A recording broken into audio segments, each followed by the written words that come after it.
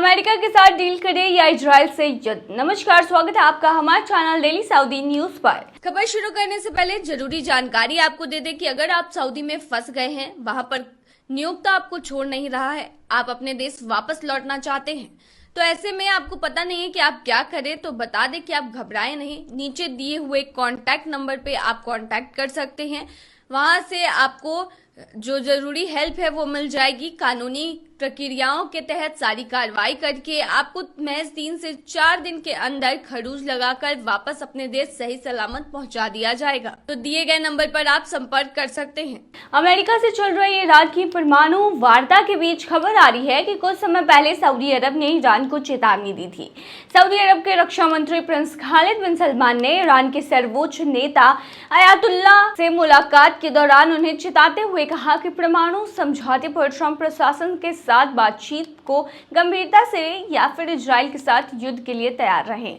समाचार agency Reuters से बात करते हुए खाड़ी के 2 सूत्रों और 2 ईरानी अधिकारियों ने यह जानकारी दी है। अधिकारियों के अनुसार क्षेत्र में और अधिक अस्थिरता की संभावना से चिंतित होकर सऊदी अरब के 89 वर्षीय राजा सलमान बिन अब्दुल अजीज ने अपने बेटे प्रिंस खालिद बिन सलमान का खामेनेई को चेतावनी देने के लिए भेजा था। सूत्रों ने बताया कि ईरान की राजधानी तेहरान में 17 अप्रैल को राष्ट्रपति भवन परिसर में बंद कमरे में हुई बैठक में ईरानी राष्ट्रपति मसूद पेजेश्कियान, सशस्त्र बलों के chief of staff Mohammad Bagheri और विदेशी मंत्री अब्बास अराक्ची मौजूद थे। ईरानी मीडिया ने प्रिंस के दौरे को कवर किया, लेकिन किंग सलमान के सीक्रेट मैसेज को लेकर किसी तरह की रिपोर्ट तब सामने नहीं आई। 4 सूत्रों के अनुसार प्रिंस खालिद, जो ट्रंप के पहले कार्यकाल के दौरान अमेरिका में सऊदी अरब के राजदूत थे, उन्होंने बैठक के दौरान ईरानी अधिकारियों को चेतावनी दी कि अमेरिकी नेता के पास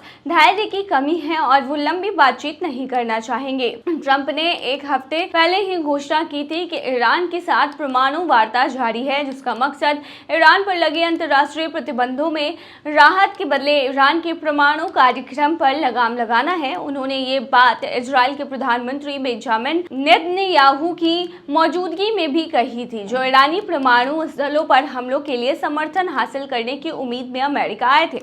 4 सूत्रों के अनुसार तेहरान में प्रिंस खालिद ने ईरान के वरिष्ठ अधिकारियों से कहा कि ट्रंप की टीम जल्द ही समझौता करना चाहेगी और अमेरिका डिप्लोमेसी का रास्ता बंद करने में ज्यादा समय नहीं लगाएगा।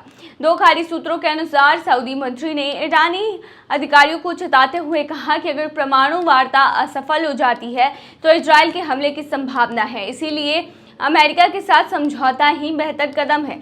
उन्होंने कहा कि मध्य पूर्व में पहले से ही गाजा और लेबनान में युद्ध चल रहे हैं, ऐसे में नया तनाव क्षेत्र के लिए सही नहीं होगा।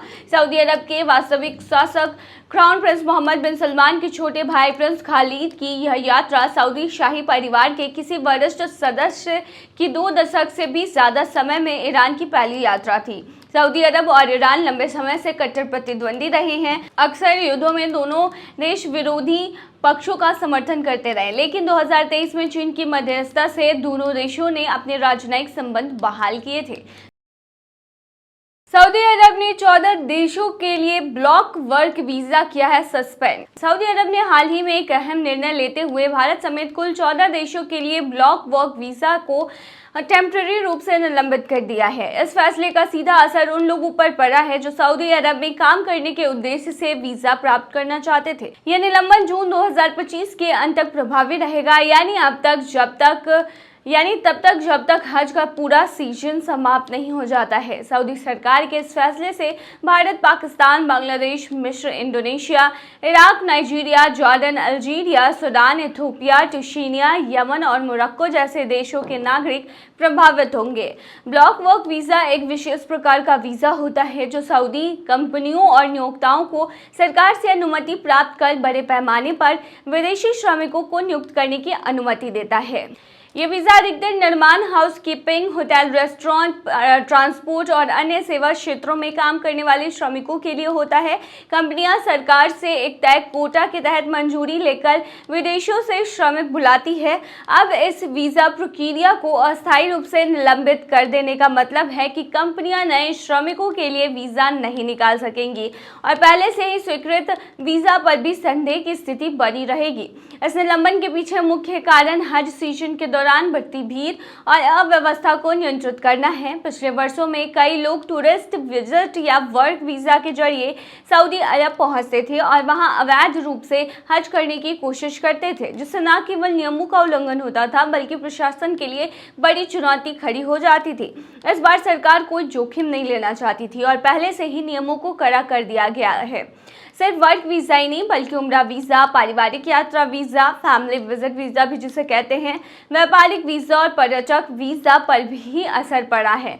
उम्रा वीजा इन देशों के लिए फिलहाल बंद कर दिए गए हैं। पर्यटक वीजा सिर्फ सिंगल एंट्री के रूप में ही सीमित अवधि के लिए जारी किया जा रहा है और उसमें भी बहुत सावधानी बरती जा रही है। जिन लोगों के वीजा पहले से लग चुके हैं लेकिन उन्होंने अभी तक यात्रा नहीं की है, उन्हें एयरपोर्ट या प्रवेश बिंदुओं पर रोका जा सकता है या उनसे अतिरिक्त जांच की जा सकती है।